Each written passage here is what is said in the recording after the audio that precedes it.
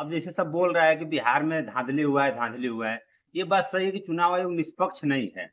क्योंकि अगर मकान नंबर 0 को अगर डिफेंड कर रहा है चुनाव आयोग, तो इसका मतलब ये मान रहा है कि वोटर लिस्ट में मकान नंबर 0 के वोटर हैं। अब बकवास कर रहा है डिफेंड के नाम पर। और दूसरी बात ये है कि चुनाव के बीच में जो 10,000 रुपए डाले गए, उस पर चुनाव आयोग कुछ नहीं किया, तो निष्पक्ष तो नहीं है चुनाव आयोग। और उसके बाद एसआईआर के नाम पर धांधली हुआ है, इसमें भी कोई डाउट नहीं है, क्योंकि बहुत सारे वोट काटे गए, ये हम लोगों ने वीडियो में देखा चुनाव के वक्त। और अलग अलग राज्यों के कुछ लोगों ने भी वोट डाले वहां पर, जो उत्तराखंड में भी डाल चुके थे और अलग राज्यों में भी डाल चुके थे। तो इसका मतलब ये है कि फर्जी वोट भी जोड़े गए हैं।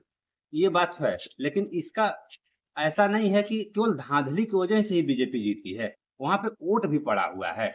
उसका वजह यह है कि जो बीजेपी है उसका जो तंत्र है, जैसे आरएसएस जमीन पर काम करता है और बरहों मास चौबीसों घंटा मतलब हर दम काम करता है, अपने लोगों के लिए खड़ा रहता है। इसके लिए विपक्ष को तैयार होना पड़ेगा। इसका काट क्या है विपक्ष के पास? और इस क्या चुनाव में विपक्ष के पास ऐसा कोई तंत्र है जो हमेशा चौबीसों घंटा काम कर रहा है, बरहों मास काम कर रहा है, अपने लोगों के लिए खड़ा है? चुनाव के वक्त माहौल बनाना एक होता है और हमेशा लगे रहना एक होता है। एक तो बात ये हो गई। दूसरी बात, अगर मान लो चुनाव आयोग इग्नोर कर भी रहा है, जैसे फ्रीबीज हो गए, चुनाव के बीच में 10,000 डाले गए, तो इसका तोड़ क्या है विपक्ष के पास? या तो फिर चिल्लाते रहो कि धांधली हुआ है, धांधली हुआ है, या फिर तोड़ निकालो। अगर तोड़ नहीं निकाल पा रहे हो तो ऐसे ही चुनाव हारोगे।